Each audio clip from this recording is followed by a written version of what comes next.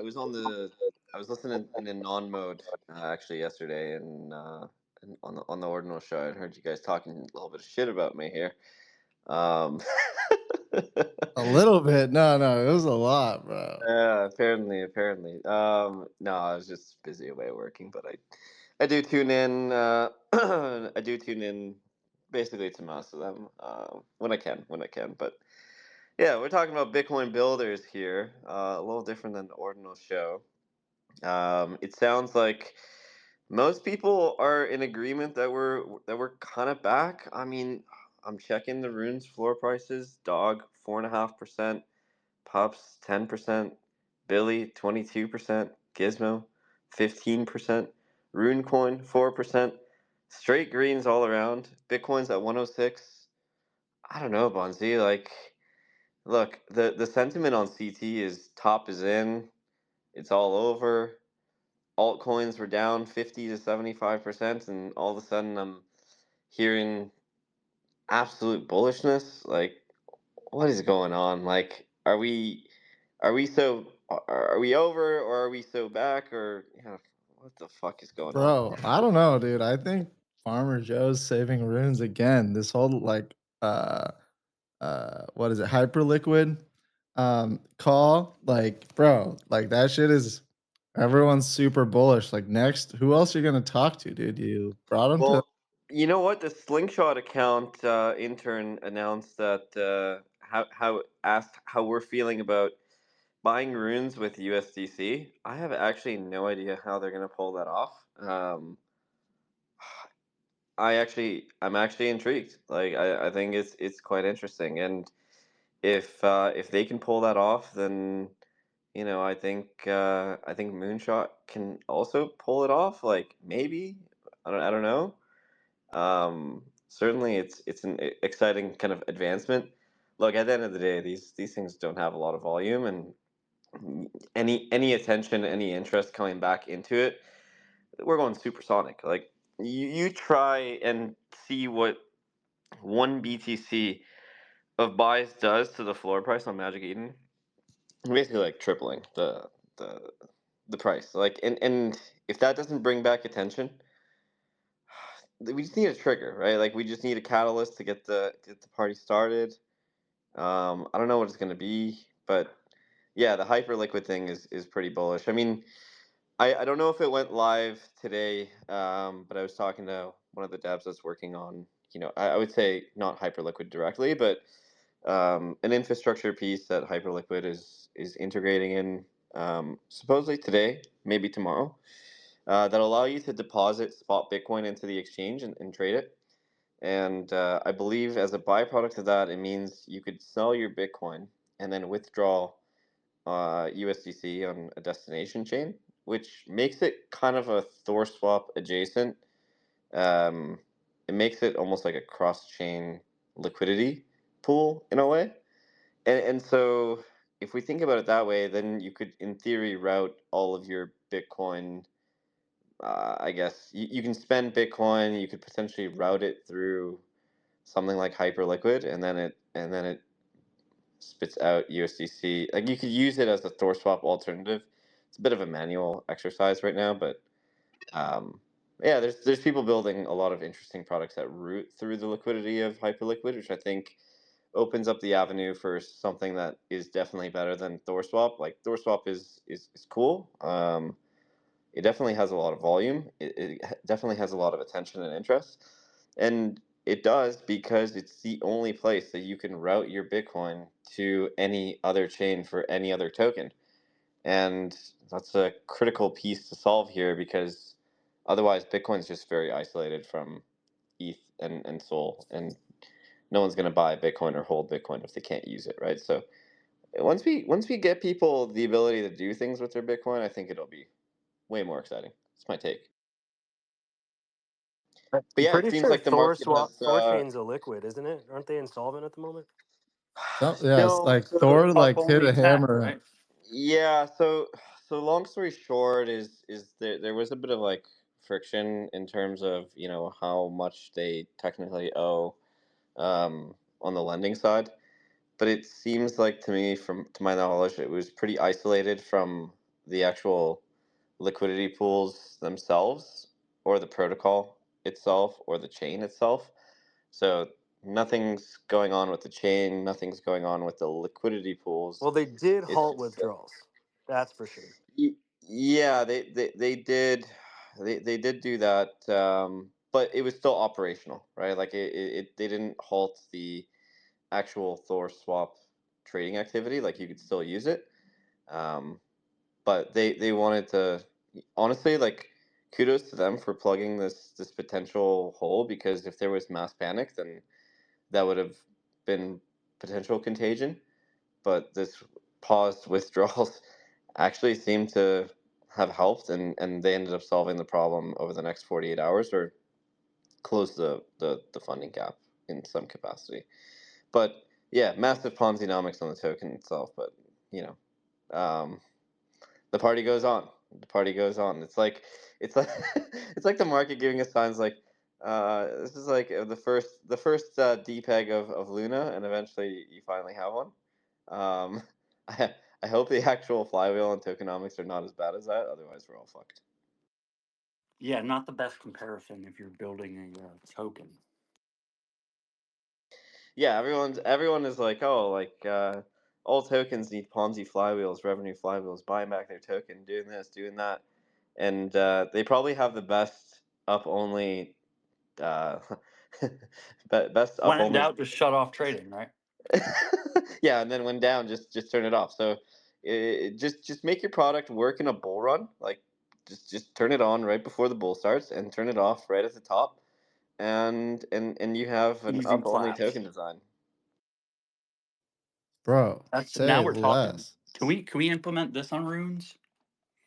Well, we already tried doing that. We Is I tried that think what it. to programmable turn runes off the is? sell button. I I, mean, I think Magic Eden got DDoSed by Bitcoin puppets, or pups holders. I don't know. Apparently, there was some covert world peace mission to turn off the sell button. Unfortunately, it also turned off the buy button. But yeah, apparently there was a small DDoS attack, that shut it down with a 404 error for, I think, 5 or 10 minutes. It's But like Turkey's hacked, but he did not do that.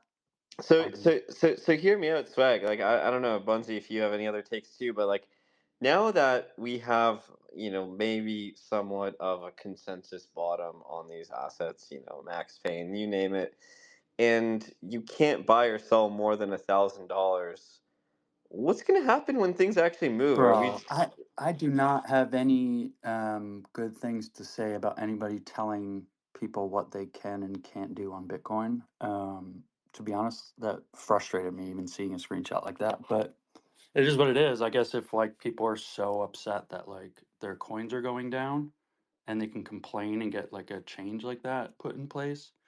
I mean, it is at the end of the day just a warning, right? You could still like click through it and just hammer your entire bag on the floor, or does it I stop you? I don't know if it actually is. Like, I'm willing to give it a shot right now on something that I hold. This is Uh, me playing devil's advocate, just because yeah, like just I don't list all think your that any. pups for one sat really quick. Let me Sure, test yeah, it. dump it. Yeah, yeah, put like 100K brick on the floor and see what happens. Yeah, just no one buy it. Let me below pull it floor. up. We're I'll just do testing, well guys. below Don't floor. worry. This is bullish. Yeah, just We're put just like bullish testing. No, just put a bunch of it's pups. good. I think also it'd be smart, like, and Magic Eden's smart for the psychology of it, because if they could get people wanting to buy bigger lots again, that's obviously the end goal. But I think it's way smarter. It would have been smarter if they like allowed people that like wanted small lots to just kind of like split the runes from the big lots themselves and kind of like take out boxes from the huge like $60,000 drop, like, or like a $30,000 rune buy. Like if it's just sitting there, no one wants to buy the brick. Someone that only wants like say $300 worth of that just has to fucking like split the UTXO from it. But I don't know how that would work. I guess that would have to I, be implemented through Magic Eden or something. I'm not necessarily upset about like the fact that there's a notification that pops up. It's more like there's a potential opportunity there for education about like what are you actually doing? Why would this benefit it? What's the point of it? It's just like, hey, do this so like it's easier for people to buy the floor or something. I don't know. Yeah, no, I think it's a great time for it, to be honest. And It would be ideal if it worked the other way, where it's like you could have a lump sum and there was UTXOs but that's the curse, blessing and curse, if you will, of these like runes being able to be stored in a UTXO. You have to wait for it to settle to do the next transaction.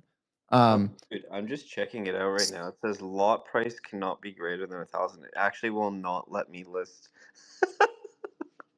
I've tried to Is take it off. 1,000 of the token or 1,000? $1,000 worth of the Oh, token, I believe. $1,000. I cannot sell. So that just Oh, you fluctuates know based what? on USD. Okay. Actually, I don't know. I tried just a little bit lower. This is below the floor price, so please don't be looking at Magic Eden on pups right now. But in case I actually sign a transaction, but Bro, it says your just staging of transactions probably triggers people like selling shit. So oh be damn. careful which wallet you're doing that from. This is Actually, yeah, recorded. tank the price real quick. No, Yeah, just why are put you it I think listing they're just in pups? Why backtracking on don't you this use It legal says raw? crime thing. just thank you for being a whale. In order to make buying runes easier for everyone, The we're thank you asking is the craziest part, actually. That's wild. That's wild. we're asking that you split lots that are greater than $1,000, and then it says one or more of your sell orders exceeds $1,000 limitation. Please split your lots prior to listing. bro. What the And so fuck? it does not let me list.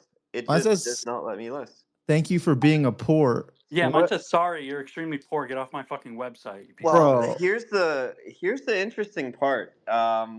So you can only split runes, I think, 10 ways, if I'm not mistaken. Is it 10 or 20? Yeah, it's like girlfriends. Same 10. 10? Yeah, it's Or 10. All right. boyfriends if you're gay like me. Yeah, fair. So you can only split it in 10 ways. So the moment that I actually put a lot size that is over 10,000, it actually won't let me split it. Then I actually have to go into my wallet and then manually split it once and then manually split it twice. So this is where it really, I guess, challenging is we're going to get to a point where people have like $30,000 in specific batches, let's say, or $20,000 or like $12,000, whatever it is. Like you're gonna have a single lot or UTXO that is pretty sizable, be it that you consolidated or whatever.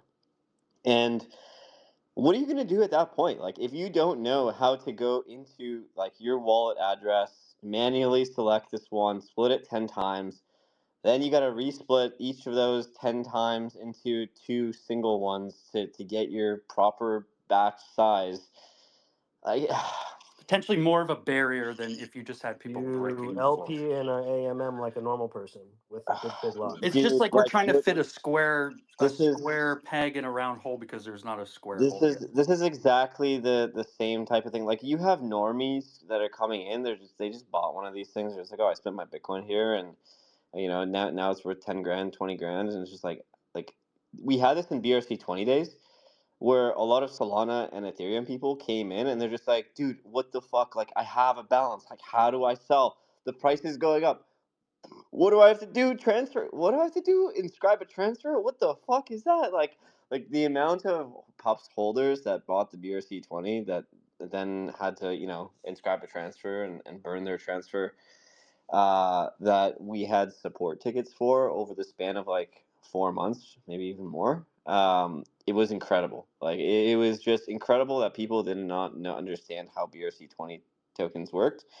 We're the exception, right? Like we're here every single day, but the people who buy things on FOMO and Euphoria, like it's GG for them. Like well, I don't know what to tell you, but like the same thing is gonna happen if these UTXOs and trading experience doesn't feel like everything else, where it's just one click.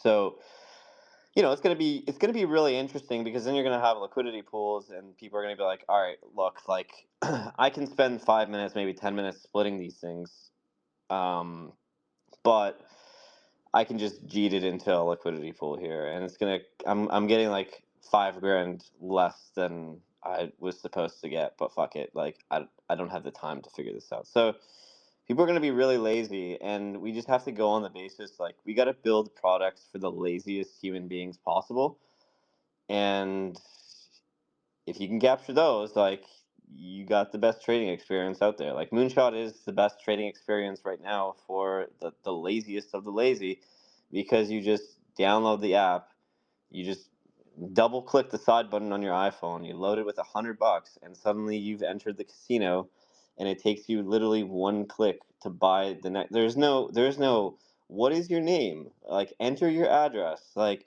next one. Okay, enter your email. Enter this, enter that. It's just like, no, like, just, I want to get an account, and I want to ape into the casino as quickly as possible. Like, would you enter a casino if if the casino told you, look, sir, there's a 5 minute line. We got to pat you down. We have to check your ID. We have to, like, enter your information. You have to sign the waiver form saying you're not going to cry inside of it. Like, You got to it's go just, back to the bank and you got to split that hundo into 20s. yeah, exactly. And then it's just like, oh, well, we don't accept $100 bills. Please go to the counter and you got to get $10 bills.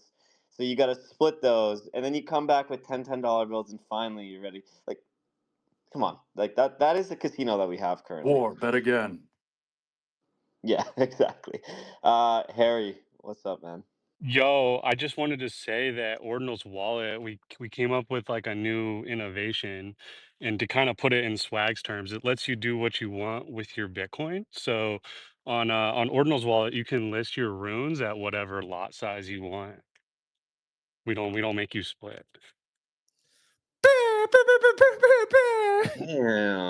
Damn. So, I They saw said split Statflow announce D's. that as well, I'm gonna as go a brick joke. everything on Ordinal's wallet right now, dude. Bro, that got me bricked up, dude. What? So Yeah, you're the I telling Instead of this is bricking the great. floor, we're getting bricked up in our pants instead because we're Yeah, not cheap. I just read this. Oh God, Swag, your screenshot. I'm bricked on that, dude. Thank you for being Yeah, a I stole whale. that from somebody else and then posted it, pretending I took it. Yeah, that's a good job. That's what we're supposed to do. I like the idea of retarded easy, by the Crime way. I like season. yeah, crime season for sure. Then no, like slingshot, right? Like they're talking about Bitcoin stuff right now. I like the idea of that. It's just stupid easy for people to trade stuff. I'm not gonna lie, I don't care about any of this. Until it's like from a user perspective, until they can click it and all this stuff works in the background, it just doesn't matter. But I'd like shout out to all the builders and stuff, and I want to know like what's happening, what's getting implemented and shit. But like I know Hype is talking about like I'm bullish on Hype, Slingshot, Moonshot right now, currently like the most bullish on them for runes, just because like nobody wants to load into an AMM or some other thing or whatever that they don't understand. I agree, and like I knew a lot of people who bought the BRC20 that were just like Farmer said. They had no fucking idea what was happening, bro. I was my own version of tech support for Pubs BRC20 for months, just myself, for no reason. Just some people I didn't know just heard me talking about it once, and then they were hitting me up. Yeah, Runes is confusing as fuck for people, dude. But I think Slingshot's very bullish. Moonshot, Hype potentially. I don't fucking know, dude.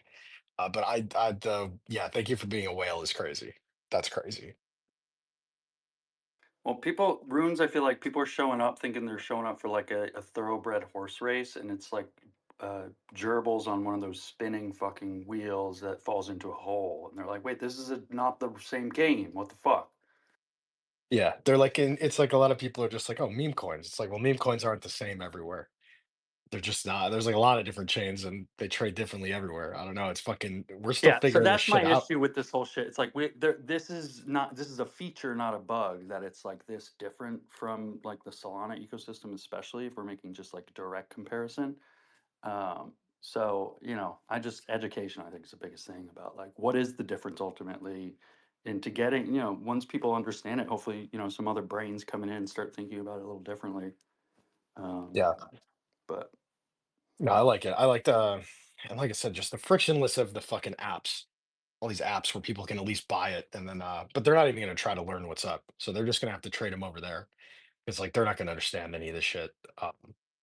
Like a retail guy, if he buys a rune on Slingshot, he's gonna have no idea how to sell it on Magic Eden, probably. He's like, what the fuck is going on with these UTXOs? But yeah, I think education is very important right now. A lot of people just like, I don't know, they think every meme coin's built the same. I like runes because they're on Bitcoin forever. I don't know, same thing as the art, right?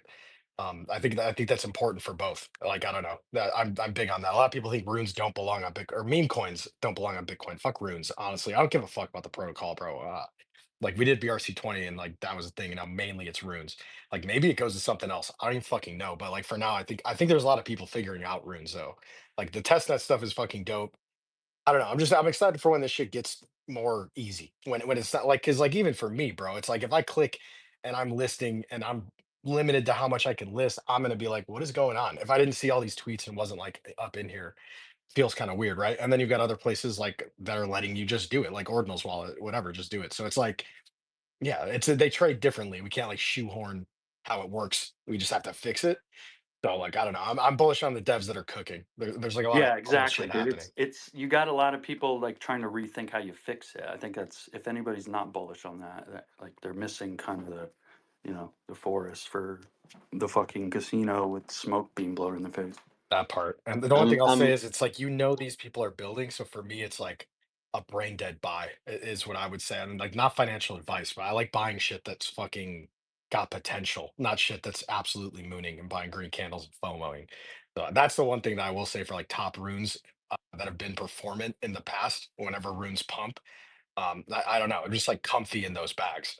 Because like these motherfuckers aren't going to stop. I know that. I don't really care what the end game looks like. Like you said, forest for the trees and all that in it, bruv. In the words of TradFi legend Charlie Munger from Berkshire Hathaway, It's all rat poison. Warren Buffett's trading partner, investment partner. He said the big money is not in buying and the selling, but in the actual waiting. So look, like I Thank get you for it. being a We're whale. we're in we're in a fast money, hot money bull market territory. And because things don't move very quickly on Bitcoin, the prices don't skyrocket immediately. Like people just don't care, and people will go where it's not dissimilar to like what happened in the last cycle or any other cycle. Like people just trade on centralized exchanges because shit moves faster there. People trade on perps because you can 10x your money faster than spot markets, right? Like it's just Bitcoin as a chain like does best in a bear market. So I'm waiting for the bear market for my bags to go up. Let's Well, I go. don't know. This one might be a little bit different if we have just all these speed run fucking coins that go to 100 million then to zero within 12 hours. Like you might start realizing like what the fuck is going on over here. Yeah, everybody just wants that. They don't want to like Dude, fold. swag. I rather hold, Like bro. I I thought the same, but like look, I'm like how many more metas can we go through? We have like AI coin scam meta, we have DAO coin scam meta, we have meme coin scam meta, we have celebrity coin scam meta. And when I think that look, like this is the beautiful part about crypto is when you think that there is nothing else that we can bullshit our way into like as a new meta, there always is one more additional more retarded meta. And now it's internet capital markets or what what is it? Internet capital markets is I don't apparently know, bro. the It's all trend. this VC And look, jargon. They're trying look, to look, look. jam. Okay, Now, sorry. now, like crypto people are trying to rationalize, like, wow, like launching a token before your product is actually like groundbreaking, and doing it from zero on Pump Fund is so fucking amazing.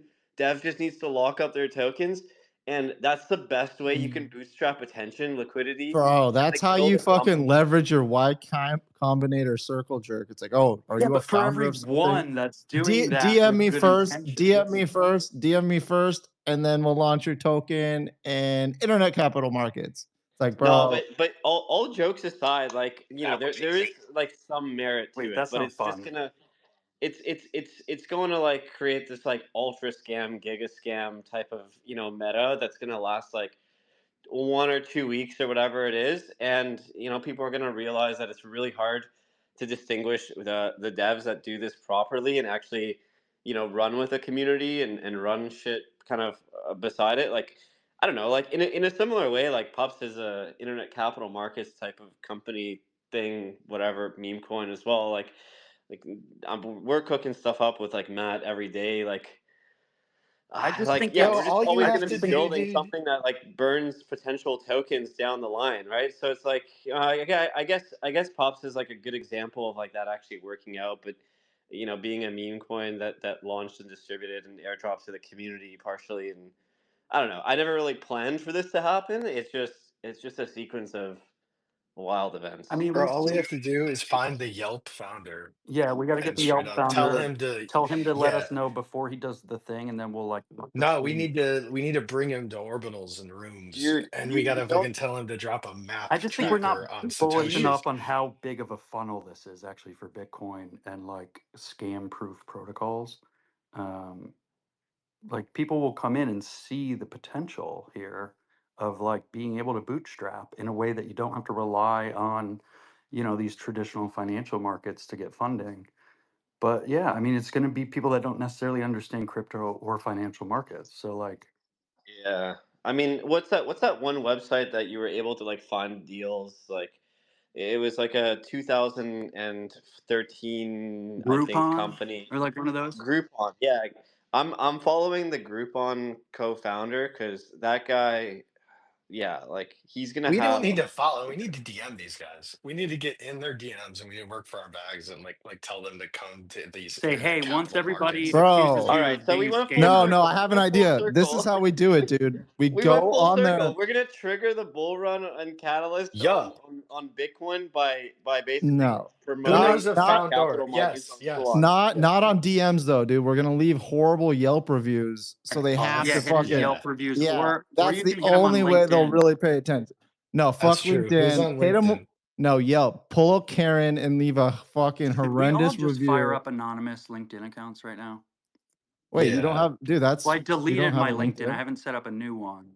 Oh my dude, that's where I get all my alpha is LinkedIn. Anonymous Oh my LinkedIn. god, Are we Sheesh. selling runes on Groupon Are now? they pump? No, Are we they dude. need the actually Groupon No founder. pump ATOing funds on Groupon LinkedIn with a yet? pump fund token Bro, to then buy bags of runes after dev rugs. dude, Groupon runes, We dude. can be the first Oh my LinkedIn native pump phone token. We could just dude, we could be the Uber Eats of like LinkedIn of runes if we just like, really internet capital market and just stream. So basically, flywheel it, capital market it, We just need the pull all the Omegle guy jargon though. words. The Omegle guy's a good target, I'm sure. Or like, yeah. Dude, is Ordinal's wallet dropping a pump fund token for Ordinal's wallet? Like Harry? Like yeah. I think we got our first Bitcoin company launching on Solana with a pump fund with the token, huh? All you have I'm to do is launching bundle Chump supply and Dog. give me ECA. All right. What else is going on outside of meme coins? We got someone that posted that the $400 Bitcoin miner just mined a block worth over. Okay, this has got to be a scam, isn't it? No, that's the real lotto. Oh, is Let's it? go. Was it a bit I mean, thing? I didn't actually see what you're talking about. It's But it's yeah, not a single it's not a miners bit can pull a axe. block these days. It's called the Future Bit. It's a lotto miner. Apparently, it mined a block worth 330,000. That's crazy. That is insane. Yep, Show that That motherfucker Bitcoin runes. reward is still 3.1 blah, blah, blah, blah, and it hits how many times a day? How many blocks do we get a day? That's the lotto you're playing with one of these things. You get a lotto ticket every approximately 10 minutes. I don't know, Swag. One soul seems to be a better lotto ticket in the pump fund casino these days. Yeah, but you got to know the founder and you got to tell him how True. to bundle True. If supply you're looking for same day rich overnight riches, that's probably your better bet. or pour overnight. Let's not forget that Yeah. Well, for every for Yeah, every like I rich think I'm overnight, down there's a over a pour hundred overnight. soul at minimum over define that. rich and define poor. If you like money, you're poor, bro. Thank you for being a whale, bro. GG. I think that's it for me. I gotta get work. I love you guys. Thanks for letting me troll. We'll see you never. The You motherfucker know, said he's you know got to what's get to work. you You're know, gonna you make know his what LinkedIn, bro. I'm He seeing got his LinkedIn. Wasabi in the audience. Shoot, I wish there was someone from the Wasabi team that can request to speak because Matt and I have been talking with Wasabi a little bit. And wait, is it public information, Matt? Yeah, they're on our Fuck. ecosystem chart. All right, good. All right, Wasabi is coming to Bitcoin. I think they announced it. And it's really cool. I think a lot of teams are building in an omni-chain direction, an omni-chain view, and I think you're going to be able to like deposit into these vaults on Bitcoin, and then use that collateral on some of the other, uh, I think other chains that they have perps for. So you can basically deposit your meme coins, earn hundreds of percent APR, and then they build a perps market around the Bitcoin Rune meme coin. And maybe Pups is going to be the first one they do that for, but I don't know. Wasabi, you're up. What's going on? What's going on, everybody? How you guys doing today? Yeah, things are good. I remember you guys had some of the best T-shirts that I picked up in a crypto conference, and I don't even know which crypto conference it was because I was doing the world tour last year, continuing to do it basically this year. I guess. Yeah, we did a couple. Me myself, I was at the NFT NYC run, and that was pretty fun. We had a pretty good party going. But yeah, no, I heard our name, and I was like, let me come up and chat with the gang. Yeah, we're pretty excited to integrate some of the Runes ecosystem on the Solana side onto our perp deck soon. So why don't we just start, like, I think a lot of people in the audience might just be Bitcoin focused, so they have no idea what Wasabi is. You guys have tried some super degenerate things in the past, like leverage trading on NFT prices. You guys are like the degen casino of degen casinos, trying everything under the sun with very illiquid very illiquid assets, but it makes for a good time. But like, for the audience, like, what is Wasabi? Like, what do you guys primarily do? So yeah, we used to do NFT options back in the NFT days, where you would be able to like pretty much long and short collections. But as the bear hit and as NFT liquidity kind of dried up, we pivoted to on asset-backed derivatives, which is pretty much just on-chain leverage trading. So like pretty much you're able to stake and earn your top tokens, like normal like Sol, BTC, ETH, but also culture coins like Mog, Pepe. We just launched Rift yesterday. That was a big runner. We also launched Jelly last night. So definitely a platform for you to earn on your tokens as well as leverage trade them. And it's all on chain, which is really cool. Like usually with other platforms, it's all synthetic contracts that you're trading. But with Wasabi, it's all on chain and it does affect the underlying spot price. So with that, we're able to launch things much quicker and we're able to give back to the community much quicker. Like we had launched Jelly last night during like the huge trench run up, had people come and deposit. And now we have like, I think like 150, 200% APR on it. And that gives liquidity to the traders so that they can long and short. I know myself, I printed on a short last night because it was too easy. And you're able to do a lot. So with Bitcoin Runes, expanding to Solana's ecosystem, we've been in talks with Farmer Joe, Matt, with some people to kind of integrate the Solana side of things. And then there is more to come down the way. I don't want to spill too many of the beans because they'll fire me. But just to let you know, we are going to integrate some of the Solana runes. So look out for Pups for sure, Billy. And if any other ones expand, we're definitely looking to get our feet wet with them. Are you saying I'll be able to long Pups like I've been wanting to do for a long time? Yeah, for the Solana pair specifically, absolutely. We're trying to integrate. We actually, are gonna hop on a call and talk more about like some details, but that is definitely what we're trying to get going here. Pwrd. Yeah, appreciate that, Wasabi. Like, looking forward to that as well, as like a potentially interesting option to expand the degen casino basically anywhere that you guys have. But yeah, super cool stuff. Bunzi, you had a pretty good segment actually on the Ordinals show yesterday about on-chain music. You had a massive. I didn't realize everyone under the sun, and you're really like advocating for on-chain music and on-chain programmability with libraries and stuff. But do you want to talk about that for a little bit? I know you brought it up on Tuesday just briefly, but um, it's floor is yours. Come on, you gotta gas yourself up here for this. I think. Shit. No, Wasabi, that shit. I've been using your guys' product for a long time too. I met some of your team out in New York as well. I don't know who I met, but we had such a good time. But yeah, in terms of on-chain music, the song actually I played today was like that's something I don't really touch on too much. But before software, I was writing and releasing music, and that was a remix I wrote, and it's kind of full circle now because I got done with music and then got into software because it paid the bills. And the music industry was very difficult, but I was able to tour and make like somewhat of a sustainable career out of it.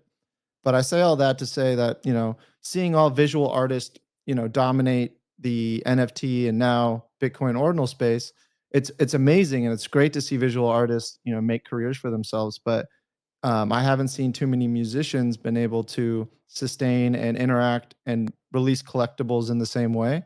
And it makes sense because getting data on chain is super prohibitive because of the cost. And music is, you know, a bit big of a file type than images at times, but it's also a file type that can be compressed. So it's kind of been like keeping me up at like late nights, just trying to figure out some ways. And kind of came across the idea of beat blocks, which is using a file type called Opus, which is a new codex that Discord, Zoom, and these live video calls use to compress and make high fidelity audio like stream really quickly. And why that's important is it not only gets the file size smaller while keeping the quality, it's able to play back seamlessly. So with that playback, now artists can inscribe simple small loops of their song, like little Lego pieces, if you will. And then when the browser fetches them and plays it back, it pieces them together and plays it back seamlessly, allowing for like full length music to now come on chain. Um, because inscribing like a 3-minute song is very expensive. But if you inscribe it in small bits, like, okay, this drum loop, drums typically are very repetitive and you don't need to put all of that on. So you break this down. And then that opened up the next capability of like, using like what the market loves is generative artwork. And now we can release generative music because now the browser and based on what block height or, certain parameters of what sat you're using, it can help arrange the music. And this opens up the capabilities for musicians to now release collections on Bitcoin, which is, Pups is a huge example of bringing culture onto Bitcoin. And music has moved generations and has moved culture in such a significant way. And I'm excited to, get some more musicians on chain and bring, music and culture and art and collectability to Bitcoin in that regard because, you know, it's something that's completely pretty much underexplored and it's exciting to mess around. We have proof of concept and we were able to get .opus into Ord. So we're making some really cool progress on the technical side.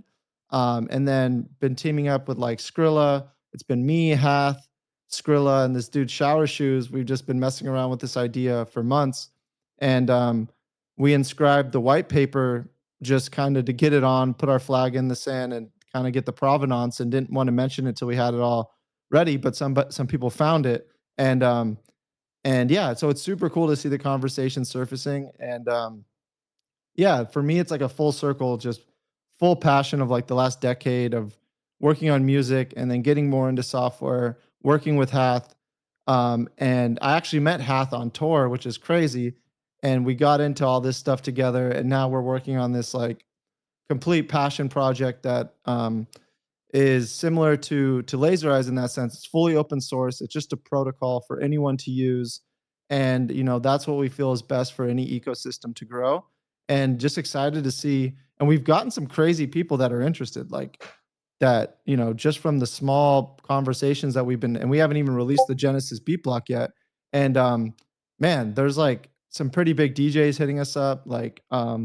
And I think it's going to be really great to see and bring more different mediums of art to Bitcoin to like have them, you know, just put their stuff immutably and have it live forever. So it's been a super fun project to work on. And yeah, it's exciting to kind of put it all together. And I mean, some more alpha here is like even with Laser Eyes, now we're figuring out some creative ways where we can put connect wallet inside of an inscription to gate certain things, which like is super interesting concept, is like to prove ownership and access different parts of an inscription is is another piece that like the last few days I've been diving really deep into.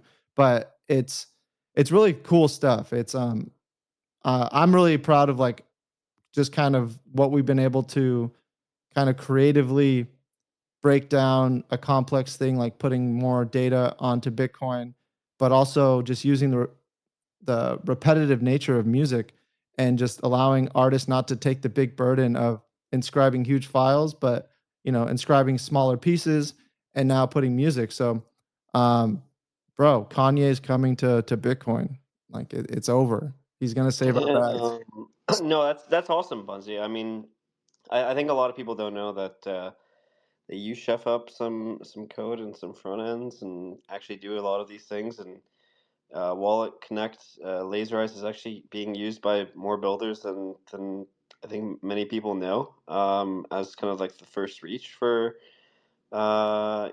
building interconnectivity with all the infrastructure. And then the music side of things, I get it. It's like a passion project. So sounds like you're dropping two tokens on Pump Fun rather than one. Yeah, dude, it's fucking Yelp.music.banger is the ticker. No, but it's cool. Like even with like because I've been good friends and Harry's been such like a huge help for me just like learning Bitcoin. And like it's cool that he's like, dude, I'm using laser eyes to build with Arch super easy.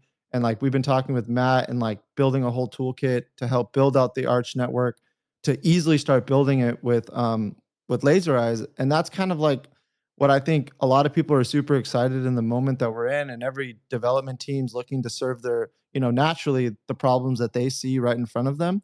But if you zoom out a little bit, when like these big spikes happen and people pay attention to runes ordinals at large, developers come over and it's just like they can't do anything. Like there's no developer toolkits. It's not easy and quick to come build. The really goated devs are all really busy to like go and lend help. So, and if you go build on Solana, for example, or Ethereum, you have WAGME, you have all these toolkit environments just to easily start building. So like it's cool to see teams that acknowledge it.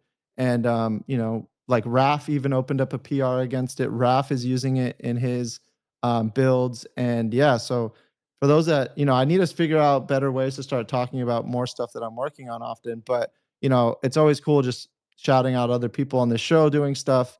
But yeah, if you're interested in music or building an app on Bitcoin, like Laser Eyes and Beatblocks are just open source solutions to kind of use as a template and kind of, yeah, I mean, I've also built like I'm not the most veteran seasoned developer, but with the last few years now with ChatGPT, like bro, I'm pushing way more lines of code than majority of people that I work. It's crazy. Like, and through that, I built this thing called NPX Create Laser Eyes. And what it is, it gets you a Next.js website right out of the gate. And it also comes with a dot cursor rules file that helps you just prompt and start building a Bitcoin app extremely easy. Like, and that's where the future I think is heading is like um, people being able to have an idea, like get some tool, like a proper toolkit together, make it extremely easy.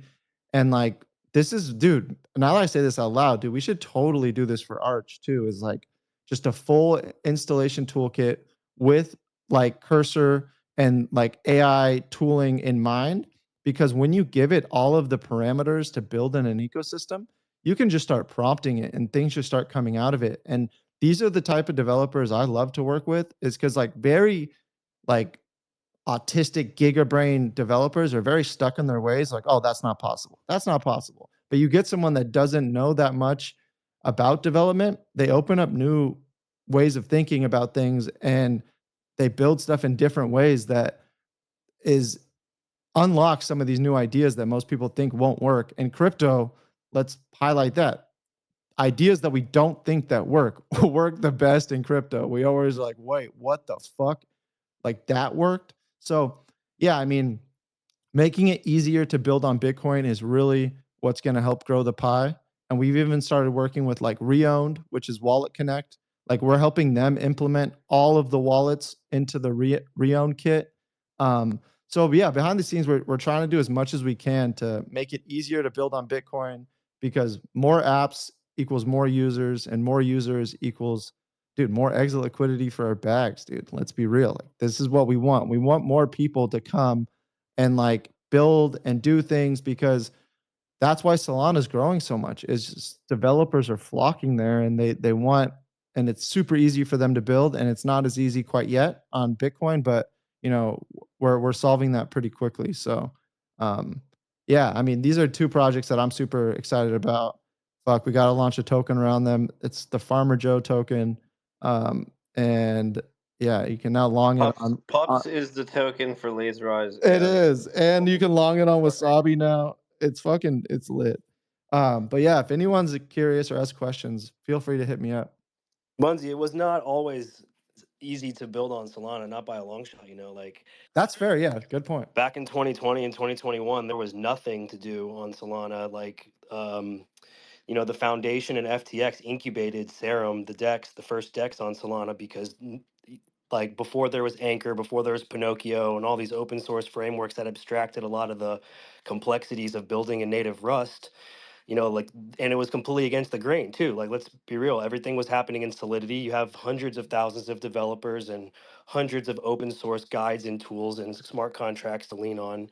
So like, it requires teams like Laser Eyes and teams like Maestro, and to build that like key infrastructural elements to make it easier for the devs, so they don't have to run their own node, or they don't have to code a site from scratch or whatever. Like, it takes time, and that's what we all have to like take a beat and realize. It's not time for capitulation. Like, we're here. There's a community around runes, there's a community around Bitcoin that's present, and ordinals as well. That's what a lot of these other ecosystems don't have. And then eventually you're going to have all of these builders that catch up to the demand, and then it's just going to flywheel from there. So I think it was just worth pointing out that it wasn't always peaches and roses in the Solana ecosystem. It was certainly against the grain when they came out with sea level and this whole idea of parallelization. But the good devs, they kind of flocked because they knew what it represented. And then as it got easier and easier, that's when you got the coin flip games. That's when you got the launch pads and all this composability and fun. Yeah, no, dude, that's super fair point. And that's kind of the same thing what we saw with ordinals. Like the friction was so high to come build, and like we've always kind of done it in a scrappy misfit way, and like we had no one to really answer to. And we were telling people, yeah, we're just going to open source it. They're like, "Oh, wait, how can you like monetize?" It's like, "No, and then people started just sponsoring and supporting what we're doing. And it's not, it's like mempool.space approach is like, and it's a very cool way to get communities and builders. And like, bro, we have runes.com, we have Trio, we have some of the biggest apps and some of the smallest apps using Laser Eyes. And it's just really cool to see. And now, yeah, like the next wave that is inevitable, that, all these developers are working on, you know, once that happens, developers are like traders too. They're trading their time for money, and whatever ecosystem booms the hardest, they're going to spend their time in. And like with Arch unlocking runes and fungible and like doing a lot for the scalability of Bitcoin, they're going to be like, oh wait, they're going to turn their head, and we need to have it as prepared as possible for people to easily spin up and build an app. Because now I'm telling you, like with Cursor and AI and these tools, like you don't need huge like teams or big run, like you just need to set up the foundation in a very solid way. And like I encourage anyone that's listening to this, Bitcoin builders, like go into your terminal, type npx space create dash laser eyes, and it spins up a whole templated Next.js with ShadCN, and AI friendly tooling. And you can just start prompting it to build a Bitcoin app. Like Wallet Connect, you have all 9 wallets like out of the gate ready to connect and build. And that's one of the biggest hurdles, is just interacting and signing PSBTs and inscribing. All of that is now possible right out of this template. And then you can start adding your ideas of like, all right, I'm going to build a token gated thing for my community, or I'm going to go as far as building, whatever you can imagine. one of the biggest parts and the hurdles is the Connect wallet and interacting with the blockchain, and that's fully templated now. And we definitely got to do that because now with Harry, like I would love to collaborate with him and just get a fully templated one for Arch because like that is what gets people in the door if it's very frictionless, and then they really start to see the cool stuff under the hood. Um, so yeah, I mean, dude, we even got to get Robert to use it on SatFlow. Like it's cool because what it does is it abstracts a layer of security because it's an open source library, so anyone can audit it. And then when these wallets add new features, we put that into the library, and everyone that uses the like laser eyes immediately gets that into their app. So instead of everyone having to reinvent the wheel over and over and over, it's a much better solution to do it in one library in a very like cohesive, robust way. And then any apps that utilize it just get it. And that's one huge section of your piece of software that you don't have to maintain or worry about getting deprecated because like it's an open source library that can continue to be maintained. So it's it's something that if you're building like even Wasabi, like dude, these are teams that we want to start talking to that aren't on Bitcoin because that's the biggest unlock is like, hey, you can easily get all these Bitcoin Wallet Connect activity now just with one library. So it's 100% pretty agree. cool. And we just had Aaron from Wasabi join as kind of the chief chef, so to speak. So we'd love to just get a little bit more context there. And Bunzi, I 100% agree with you. Like, Wallet Connect does make the infrastructure piece of, or at least like abstract away development from something as simple as Connect Wallet and all the wallets that are starting to become more popular. Phantom, Xverse, Magic Eden, MetaMask at some point, I think, is actually going to come as well. So, there's going to be more options for familiarity, and I think, definitely like trying to rebuild the wallet connection piece over and over again is just a massive waste of time if you have an open source library that's being maintained properly and that actually is functional and that it works, right? I think that's the why of when people use it. And obviously you have Hath, so I trust that it actually does work given the fact that a lot of these teams are using it. And Bonzi, if you built it yourself, then I'd be massively more bearish, or yeah, I'd be just entirely bearish. Yeah, me too. But Aaron, welcome to the show. I don't think you've ever been up here, but we had the Wasabi intern, social media intern, give a little bit of color as to your kind of open arm embracing of Bitcoin. Um, I would love to just hear from you, like what the bigger picture here is beyond supporting, like in the near term, like wrapped tokens on Solana. Yeah, for sure. Thanks for having me. It's amazing to be here. So I think I'm super bullish runes. I think someone was telling that like Solana is where it is today because people literally had conviction for the longest time when it was trading at $8. They still had the strongest community. I think the same thing goes for the Bitcoin ecosystem, right? Like there wasn't any kind of DeFi on Bitcoin, but you have one of the strongest communities out there rooting for runes, rooting for Bitcoin. And I'm super excited that finally we're bridging the gap between DeFi and Bitcoin. And we're super excited to bring liquidity. Like Wasabi's whole purpose is to route liquidity through the right venues to generate yield for the most illiquid assets. And we're super excited to bring all of it to Runes.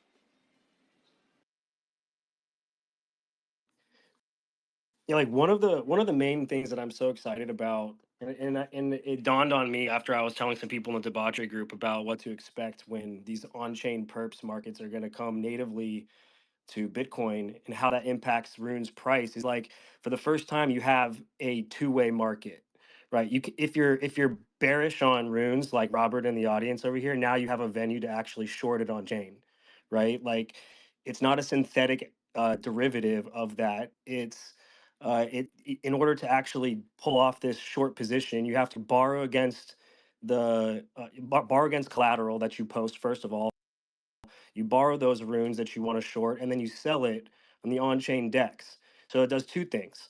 Like it creates actual real volume on the DEX that creates another opportunity for a person that wants to be long, right? Because just like when people buy the tokens and it pumps the price, when a shorter sells the price, it's going to dump. I mean, sells the token, it's going to dump the price.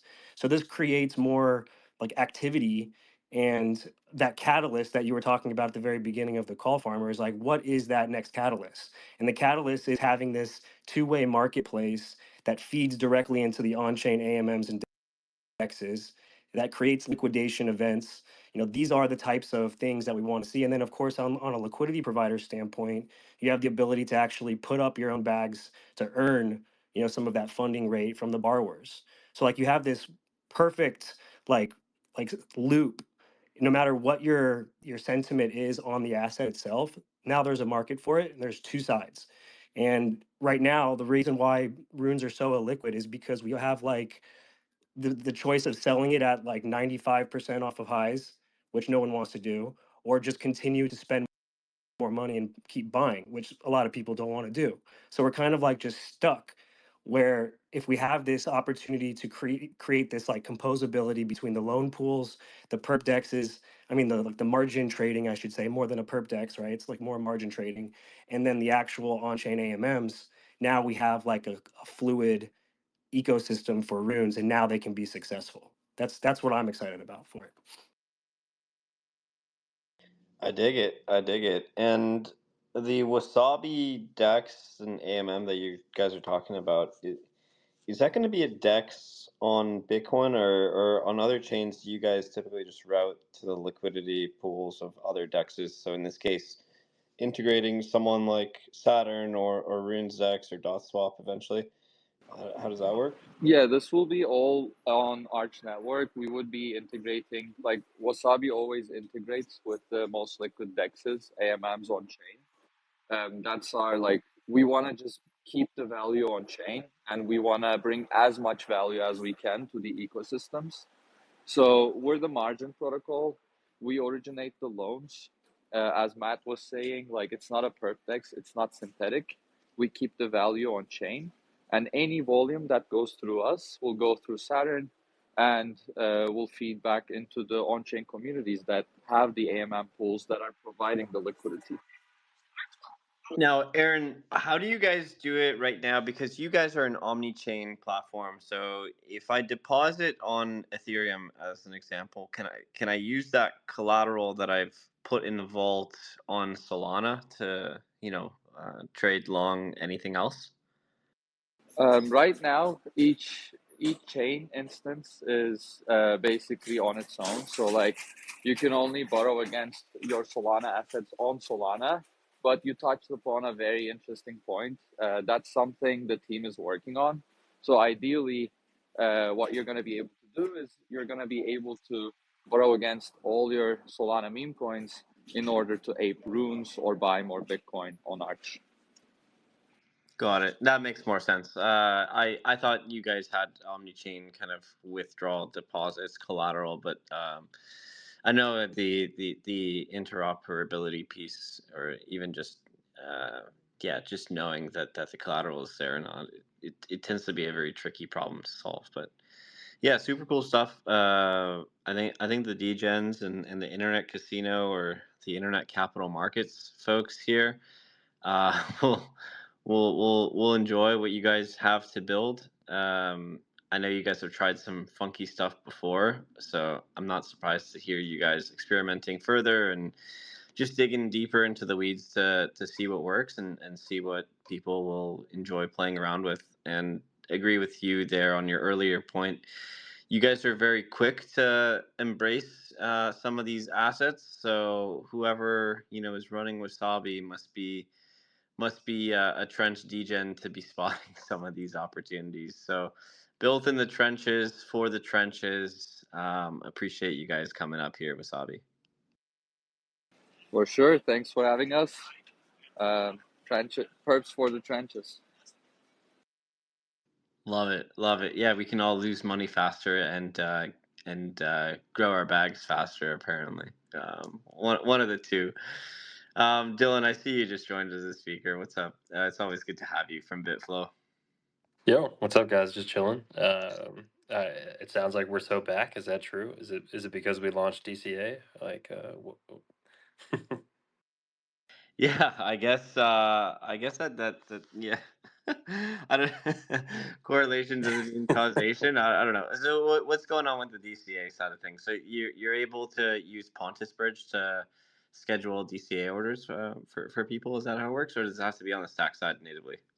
No, yeah, it's the Bitcoin side, right? So like you send one Bitcoin transaction, and then like that's from the UX, like that's all you have to worry about. But the DCA is actually really cheap because it executes like on the Stacks layer, and like those transactions I think are like a fraction of a penny.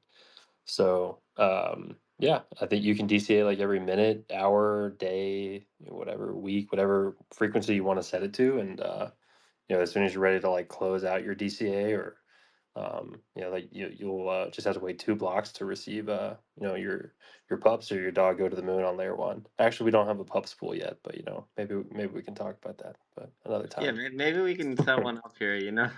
Just for the people to start to do it if they like. I've seen some people actually inquire about it, like, oh, when is there going to be a pub spool on the Stacks side of things? Because I think a lot of the Stacks people are actually yeah, a lot of the Stacks people are actually quite a lot of Bitcoin natives as well. So it seems like most of in terms of like having a Bitcoin L2 and an L1 activity, Stacks is definitely the one that has the most, I would say, common users. But still would love to see Stacks to get faster and better. But I know it's a slow progress, and Yeah, 100%. Yeah, yeah. I mean, it's definitely the Nakamoto upgrade was a lot faster. I mean, it was like a night and day difference. But I do agree that like if you like UX matters a lot, right? So like and throughput matters a lot. So getting I think there's really no reason why I think longer term Stacks can't like upgrade its hardware requirements and get somewhere closer to maybe between like Solana and like Hyperliquid level performance, but for TPS. But today I think what we have is good enough for today. And but yeah, I think like we'll be launching a Liquidium pool, in the next couple days as well. And then this DCA feature, like in the limit orders, like that's all going to be like available to everybody that's like whitelisted in our beta environment on mainnet. It's like 5,000 or so people, just like the early adopters that really want to try this stuff. So yeah, and also good news, Matt. I think I'm getting a demo tomorrow from our devs on testnet. For our decks on Arch Infra as well. So I think like at the end of the day, people don't really care so much about like what is happening under the hood. They're just like, give me the best UX. I want to go from A to Z. And some of that is definitely going to be on Arch. Some will be on Stacks, and some will be on Solana. Maybe even Hyperliquid. I don't know. So maybe we can kind of be the Google Maps of that.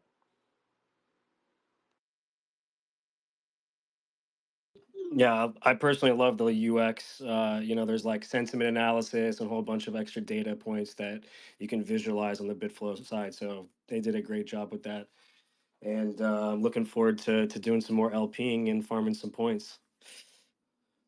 That's what I love to hear. The TVL is low and the APY is high. So I mean, early bird gets the worm, I suppose. But yeah, there's a lot more we can do to improve the UX on the earn side, because yeah, like nobody likes to bridge, right? I mean, it's just like a painful process. So if you can. So I got a question on Stack side of things, because I remember seeing this when I was taking a look at Alex Labs. Stacks has this thing called like staking for a set amount of cycles. Um, why do they call like can't it just be like 3 months, 6 months, 9 months? Like what is the deal with the whole cycle philosophy? Because it seems to be very common in the Stacks nomenclature. Can you explain that to me? Yeah, it's maybe like a feature of clarity, like not having for loops or while loops. So like have to have things like defined like exactly how long you're going to be staking for. So maybe that's like why that feature has emerged. But like, Oh, I see. yeah. There isn't any, like, I guess, undefined staking. Like, I will stake now and I will unstake tomorrow. So on stacks, you're either staked for a set period of time or you're not staked at all. Is that kind of the logic in Well, yeah, that's how we designed it. I guess there's like Arcadico, another team that did do it the way that you're describing. You just stake it and you're like actively earning rewards and stuff, like until you decide to unstake. But there's like how this works at the smart contract level, and like there's also like what the UX can be, and like the UX can just be like sending 2 Bitcoin transactions to deposit like pups and BTC, and you're automatically farming like with the keeper infrastructure. And whenever you're ready to unstake, you can just unstake because we do have like early unstake features built in at the protocol level. I dig it. I dig it. And Arcadico is what exactly? Just for the audience. Yeah, it's like a stable coin on the stacks layer that you can borrow against your stacks or your SBTC in order to mint a stable coin. Sweet. Appreciate the context. Yeah, looking forward to your kind of product, making it all the way to I guess L1 or Arch at some point. I think you guys definitely have a very pretty front end experience from like a swaps perspective and a pool perspective. It's probably, I would say, much easier to grasp and much more common in the UX perspective to other AMMs that people and LPs are used to.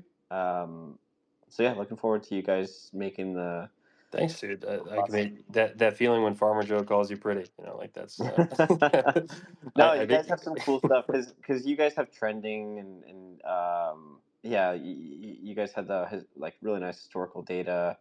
Uh, Social sentiment, I think, is pretty cool that you can see who's been tweeting about this the most to get a vibe check on some of these tokens. Unsurprisingly, Xverse is one that shows up for almost all of the Bitcoin runes. So I don't know. So the internet Xverse seems to have some bag bias here. He's cooking, yeah. Vibe Uh, check is a better name than social sentiment. We should switch it up to that. yeah, Yeah. exactly. Yeah, that's cool. Wasabi, you have your hand up, and then I'll go to Robert because I wanted to ask him about a couple things that Statflow just dropped. Hey, what's going on, guys? Yeah, so I just wanted to let you guys know that we just pushed out our little announcement that we are going to be integrating some runes. So I'm going to go ahead and pin it to the top if that's cool. You guys could show some love to it. And then keep an eye out on the main page for some announcements for some of the tokens that we'll be listing. Love it, guys. Yeah, for sure. We'll take a look. Thank you. Thank you.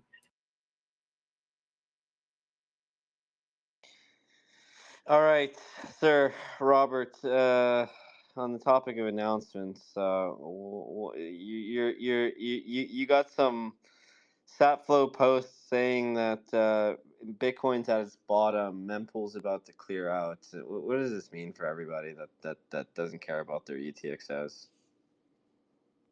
Sir, the action on BTC is definitely quiet right now, and it's a good time to save your sats and ensure that your wallet's kind of like prepped. I feel like you trade ordinals and runes. In a lot of cases, you'll need like prep UTXOs for a lot of the major marketplaces, and to be efficient about buying like ordinals and runes, you need like just one big chunk of Bitcoin in your wallet. So we just shipped this today, just like one-click consolidation for your UTXOs. So fire up your wallet, click once, and we'll fire a TX to the mempool, no fees. Yeah, just super simple and a nice little feature just for those that are trading. Yeah, so explain to me why this helps me out when trading. I'm under the impression that, like, if I wanted to sweep like 8 ordinals, do I not have to have like 8 UTXOs or So there's quite a lot in like UTXO optimization is quite a big topic, but like kind of in short, like for sort of optimally trading in higher fee rate environments, like you need one UTXO, or even like let's just say Bitcoin moons and the mempool starts getting clogged again and it's expensive to send Bitcoin, like you want just like one UTXO, because when you're trading ordinals and runes, normally like you're sort of selling them, you're buying them, and your UTXOs are getting all split up in your wallet, and your Bitcoin isn't actually just like one big chunk you send, like it ends up getting split around a lot. So a lot of the traders that use Satflow, they're constantly making transactions, and they want to stay tidy when the fee rates jump back up again, right? If we go back to kind of post runes era, like I think everyone here remembers, like spending a few dollars per UTXO to move around their Bitcoin, like it gets really expensive very quickly. So it's a good time to like go through all your wallets and just consolidate your UTXOs and get everything nice and tidy. And do you guys have anything that will strip away some of those sats or unnecessary sats on my actual ordinals themselves, or is that something in the works that you guys are thinking about, or do you just refer people to FIFO's tool for, I forget, he calls it like the sat scalper or something like that. Yeah, it's a really nice feature. I love that feature that LIFO shipped there. I don't know. Maybe it's like just my time in the trenches from the rare sat days, but I actually like I'm kind of a maxi. I like to keep my assets like my node monks with all the original sats that they were sold with. Like I always joke with these founders, like one day there's going to be a market for rare sats for like like Bitcoin puppet sats from all the people that extracted them. One day there's going to be a market, and the node monks that haven't stripped away their stats are going to be called the virgin node monks, and they're going to go for millions of dollars relative to the ones that had their original stats stripped away. I mean, honestly, you joke, but like there's a good shot. I think that could happen. Like honestly, we see it, in the collectibles market. The more original something is, factory box, fresh. I got some Lego collections here, just from shit that I enjoy. But like my friend was just like, oh man, like I don't buy these to collect. I actually, just have them as demonstration pieces, and I build them once in a while. But like one of my friends, he's a Lego collector, and he's just like, dude, like you got to make sure the edges of the box are like untampered, like the glue seals are perfectly tight. Like those ones go for like 10 or 20% more. So I think maybe you're right. There could be a situation where original factory fresh node monks, original factory fresh Bitcoin puppets actually end up going for, I guess a higher amount as a byproduct of, maybe someone tampering the box, so to speak, like tampering the wrapper. Because that's all sats really are. It's like sats are just a wrapper, in theory. And if you've tampered your wrapper, well then your node monk is worthless, and you should list it below floor because yeah, it's over for you. I mean, it's one of those crazy things that like only really probably makes sense when like all of these blue chips go above like 1 BTC, like when there's actually serious demand again. Like obviously this is not the market conditions for some sort of weird sub-meta culture kind of thing. But hey ho, you never know. One day, like I'm sure Quarry from Magisat's gonna be shilling these I don't know, virgin node monk sats. One day rare sats will make a comeback is what you guys all say, but yeah, I haven't necessarily seen any comeback on anything, quite frankly. Rare stats Yeah, honestly are sticky. I'm still optimistic on them long term. I do like that Quarry is kind of leaning into this niche, and I think it's just it'd be bullish. it's such a boomer asset class. You're collecting like vintage coins, man. Like get with the times, man. Get with the times. Art outperforms coins 10 out of 10 times. Look, I don't disagree with you as a trade, but just objectively, it's like more bullish if we have more like asset classes on Bitcoin L1 for people to experiment with. And I will say, like, a lot of these rare sat collectors are like die-hard coin collectors already. I mean, the community is very resilient, like, and there are some genuinely very enthusiastic people like really pushing the limits of every kind of like rare sat combination that's even possible.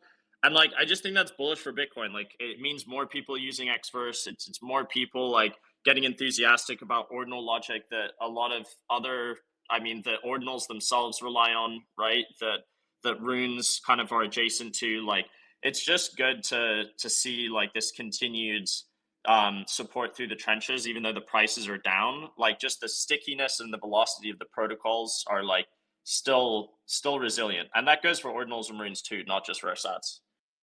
Yeah, I get it. You know me, I was never into the rare sat playbook collecting, but I do know quite a lot of people were. But yeah, Hitman sats, Silk Road sats, those are pretty cool. I guess, they're all right. Cooler than pizza sats, in my opinion. All right, so what's going on with Saflo? What should we be expecting? New product features, launches, anything you can kind of tease us? Is Saflo going to be the catalyst for the Ordinals bull run? The people want to know when Saflo is saving their bags, because yesterday you announced that you are most definitely not saving their runes bags, where Saflo is one of the only marketplaces that allows you to list bulk single single slices of 30, 40, 50, even hundreds of thousands of dollars at a time. You're ruining the runes bags intentionally or unintentionally to save our ordinals bags. Is that the game plan here? Is that the strategy? I don't know. I mean, like, the sort of rune clips are kind of a like really controversial thing, right? I mean, I'm just kind of like going out on a guess here. Like, isn't there a way you can deploy an arch pool when mainnet goes live, and consolidate all your liquidity around a particular price and effectively do the same thing? Like, I just didn't realize we're in the business here of like, I don't know, preventing people from like actually selling, right? It's just so bearish. Like, this isn't a thing on any other chains. It's just a big UX problem, frankly, relative to the other chains, obviously. So, I mean, yeah, like, we really just want to, like, we've always been in the business of enabling like what's possible for everyone, right? Like, the sophisticated traders are using very advanced tooling that they've developed privately, or lesser known tools, and we want to just really put these tools in the hands of everyone, right? Like, Bitcoin behaves in a certain way, assets are traded in a certain way on the L1, and everyone deserves access to the same tools that all the Chad devs have, right?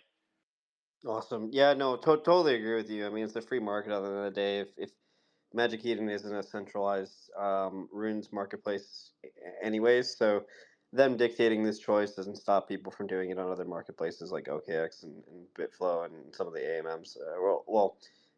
Mostly just OKX and Saflo.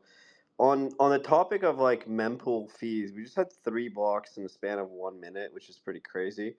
Um, I wanted to ask you, Robert, like, what does it mean when a mempool clears out? Is it possible to have a zero fee block, like a genuine zero fee block? Like, if I shift my consolidation of UTXOs, or even like a zero fee like zero sat VB transaction for some of these like 546 UTXOs that I have that I want to consolidate.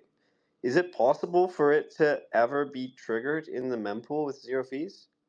I mean, like, there's always going to be a bid, right? When you say zero, you mean like 0 point, X, probably like 0.7 or 0.5.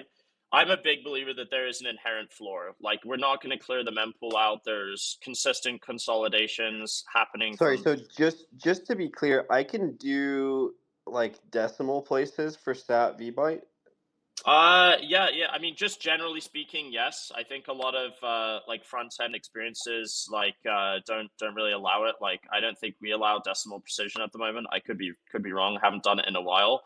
But like, it's certainly very, very possible. I mean, the sophisticated mempool users are constantly gamifying like how they price their fees, like, especially centralized exchanges that are filling up block after block with just consolidation transactions. They're very smart about how they use the decimal precision, and they actually price their consolidations usually on a curve. So they'll do like 10 consolidations, and they'll be like 1.1, 1.2, 1.3, and they'll like curve it up just so they always like get a decent hit rate depending on how the mempool fills up. But I mean, I think like runes and ordinals have shown, and I just think there'll always be a standing bid for block space. I don't think we're ever going to clear the mempool fully, right? Like, there's always going to be Got it. someone willing to pay a few bucks to mint, thousands of some rune, probably like Casey's uncommon goods or something, right? Like, or someone inscribing just, like big inscriptions just for the meme of having the block space. Like, there's going to be an infinite bid still. Like, and remember, the floor is not actually 0. The floor could actually be more like, I don't know, 0.4 or 0.3 or maybe, I don't know, 0.6 or something, right? So like, we'll start seeing sub 1 sat vbyte transactions being included here if we haven't already. And but that doesn't mean that like the bid stops there. Like we will find a floor for the mempool. Yeah, I mean, on the topic of having sub 1 sat vbyte transactions, I mean, we just had another block, so the blocks are moving faster than Ethereum blocks. It seems like over the last 2 minutes. So maybe the miners have overclocked their GPUs or ASICs or whatever. And then I'm also starting to notice, like, in mempool space, you can actually review CoinJoin transactions, which I actually thought were banned, or at least like prevented. But it seems like we have CoinJoin again. I don't know if you've actually seen that, but in Mempool Explorer, if you scroll down, you're actually just able to see CoinJoin transactions as well. So consolidations, they call it Mempool goggles. Yeah, I Which you can mean, see consolidation coin. will never, I think, get rid of coin joins. I think it's really just about how to coordinate them, right? Like, I know since a couple of the big coin join services on Bitcoin got shut down, I think about a half a year ago, like there have been more new efforts to like decentralize the coordination of coin joining, which is just a way to make to anonymize your Bitcoin, essentially, to like participate in sending and receiving it with a bunch of other people. So like you could Yeah, never, that's interesting. you That's could never interesting. stop it. Just in the same way I'm that you can't stop like sending a Bitcoin transaction, right? It's like in a way uncensorable, but miners could choose not to include these transactions if they have some sort of OFAC limitations or whatever.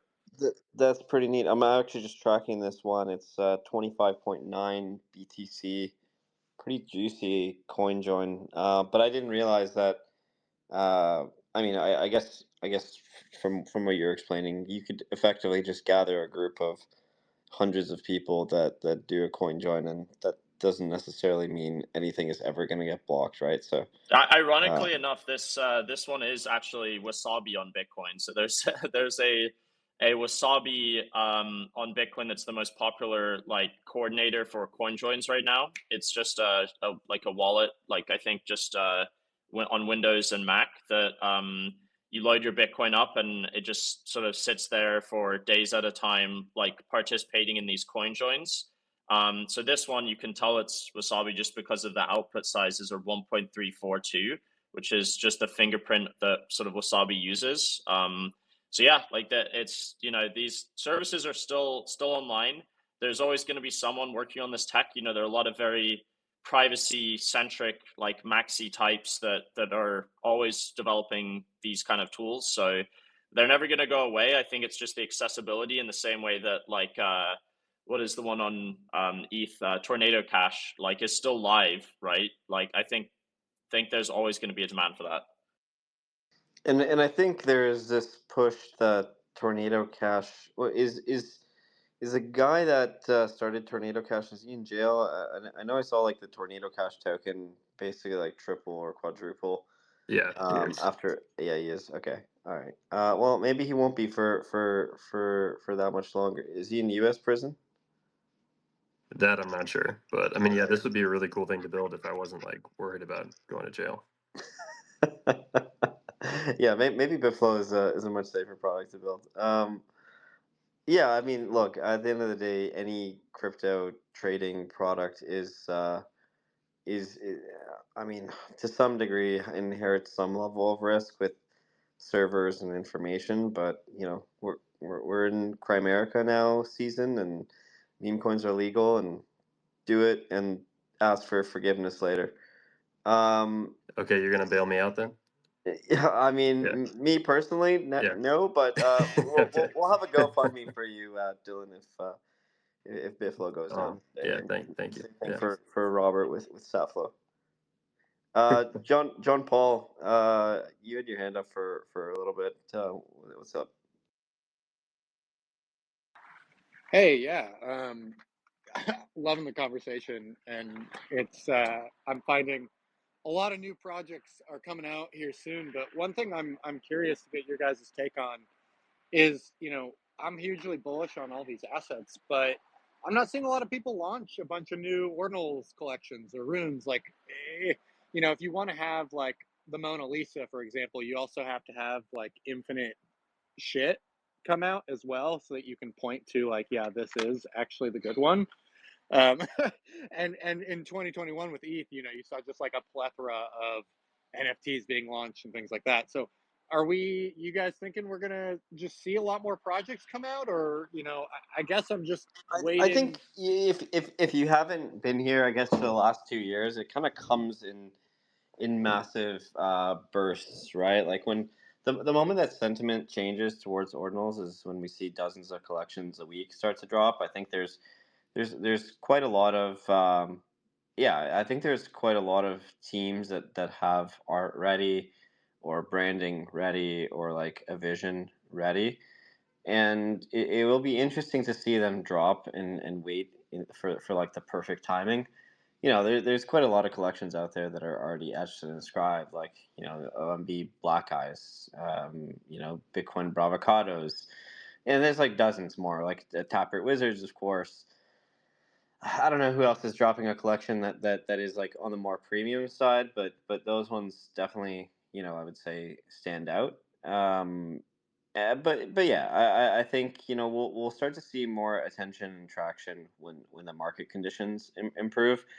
Um, I think there's quite a lot of like launch pads, like Oviato, who was in the audience before, and actually just dropped off, but they have a really nice creator tool marketplace and launchpad. It's kind of like an all-in-one launch product suite where you can inscribe the traits independently and randomize them, and then send them to like a public launchpad, build your own whitelists, and so it kind of decentralizes this launch style progress. In the classic good old days, you had KOL managers, community managers that are running whitelists, and then you would submit it to the launchpad, and the launchpad would have to create your front end page, and they would co-market it with you and stuff. I think if we have something that makes all of that really easy with I don't think we can get to like a one-click solution, but we can certainly speed run the creation progress. And I hope that doesn't mean that all we're going to get is AI generated art with traits and launches, of course. um, but it definitely might be possible. It's just, thank goodness Midjourney isn't so good at creating good art just yet, but over time I suspect that it might actually build pretty cool shit, and you could say, hey, I want a collection with 20 traits of this style and this, and include cultural pieces from XYZ of the last 5 years, and it'll throw together basically everything. And I think over time you're probably going to be able to just say, hey, like, create a Bitcoin compatible version of this, and you can just populate it into Oviato and yeah, do your thing.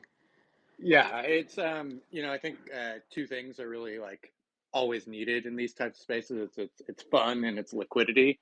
And right now it's like you have a ton of people who hold ordinals and runes, and they're just holding, and then you don't see a lot of new. And so, it's like I'm trying to figure out like, oh, okay, well, who can I work with? Who can I talk to? Like, who's going to launch more things? Because I think just launching more things brings more eyes in, brings in more liquidity, brings in more fun.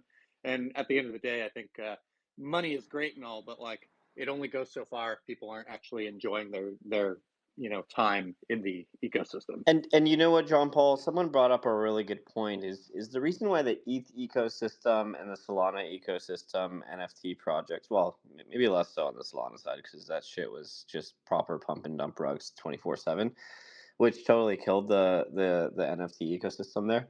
But like on the ETH side, like you had this culture of fun IRL and online where the teams were actually raising like X amount of money collecting royalty fees, and actually doing something with that capital to give back to the community, be it events or partnership deals, or putting stuffed animals in Walmart, or building a blockchain, or building a meme coin like Luca Nuts.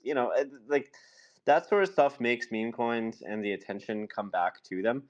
And if all we have is, look, this is an art project. Okay, I just raised $30 million, and adios. Like, look, you really have to love it as an art project in order for there to be, one, a successful mint out, and then two, people actually are not looking at things as a trade. But in the NFT market, like, we are unfortunately looking for things that are tradable and collectible at the same time. Part of why Pokemon cards and you name it, other assets do well, is because there's a sense of collectability and tradability around them. If you have a collector market plus a speculators market, that's probably like the healthiest trading market out there in general. And in order to do that, I think you got to do something with the capital to start to create this flywheel. And unfortunately, and I guess fortunately, like, Bitcoin assets tend to be viewed as just art assets in general. But would love to see like more teams say, like, look, like, we're genuinely going to build a kick-ass community. We're genuinely going to do something with this money to give back to you guys. And I'll be honest, the only person that's actually doing something like that is Trevor with the Pizza Ninjas. You go to every single Bitcoin related event, and the Pizza Ninjas are hosting a sponsored party. And of course, that means that they're spending money back into the ecosystem. They have a vibing and thriving internal community, of in the ninja alerts. Trevor's building kind of utility around them as well, but he's building kind of a cultural community, right? Like, he's building a company around the community. And I think that's kind of what meme coins are in general as well. Like, the best meme coins will build kind of a company around the products around the community. And so that is kind of the business case of like why to drop a collection. Obviously, some things with provenance and unique ability have the chance to stand the test of time with just the people being chads around it. Like, Node Monks is one of those. CryptoPunks is another. And honestly, no joke, Bitcoin Puppets is also one of those where it's a hilariously funny art project community of memesters, right? Like, it doesn't need more than that. And it's almost like self-decentralized, sustainable. But we're not going to have hundreds of these self-sustaining communities, I don't think. And if you do have like a centralized leader and a centralized kind of founder, so to speak, I think when you bring value back into the community, it starts to make the community more fun. And then it's like a flywheel of effects for other people to try and do the same thing, right? And yeah, I don't know. I wouldn't say like royalties are a good thing either, but they certainly helped Ethereum NFT founders accrue massive war chests beyond the mint itself that have allowed them to do far more than any other teams, or at least try to do things. I don't mean they did it successfully, because look at all the NFT floor prices. But they've at least done something, and it was fun for the longest period of time, versus ordinals were fun for a few months at a time. And Farmer, I just want to hop in here because I think all of that is true. But to answer like just the specific question of like what Jean Paul is saying is like, why aren't more people trying things, right? I think that like the risk reward function just doesn't exist, right? I mean, right now, especially in like a lower market, right? So let's just talk about like, how costly, and this, as someone who obviously was super involved with pups, but like how just egregiously expensive it is to kind of, launch the token in the first place, right? To launch a rune, right? And so what I think actually is like, why aren't people more trying more things?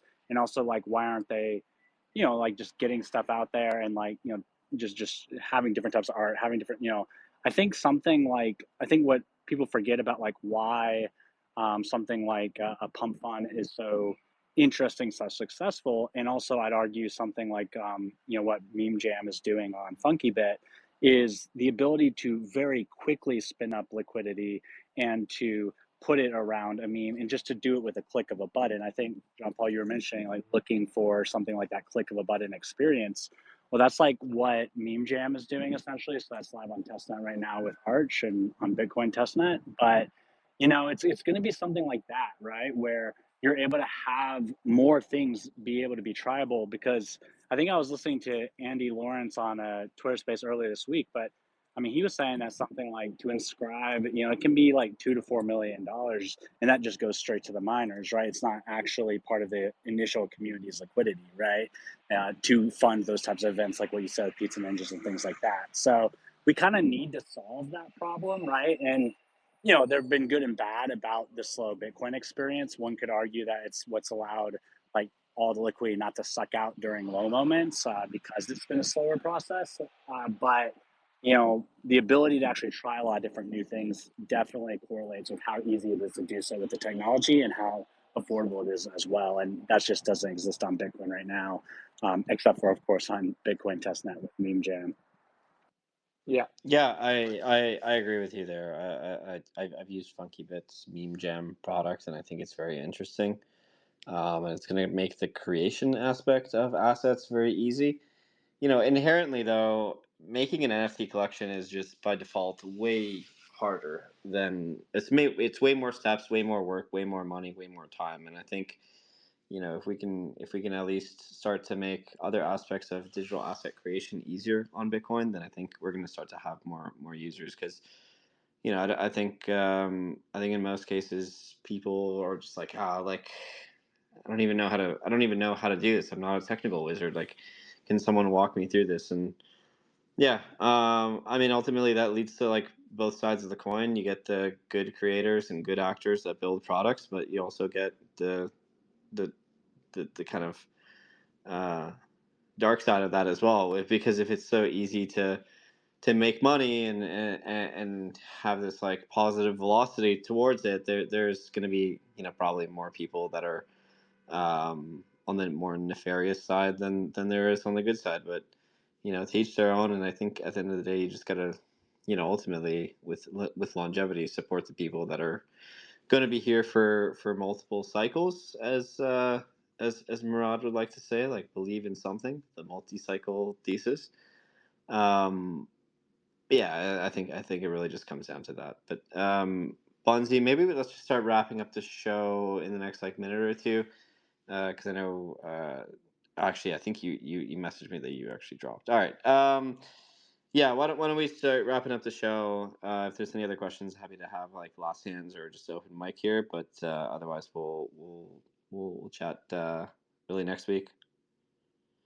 Final call, roll call. All right. Dylan. Yeah, sorry. No, sorry. That sign makes me think you want to get out of here. We can talk about it next No, time. Yeah. no. Go for it.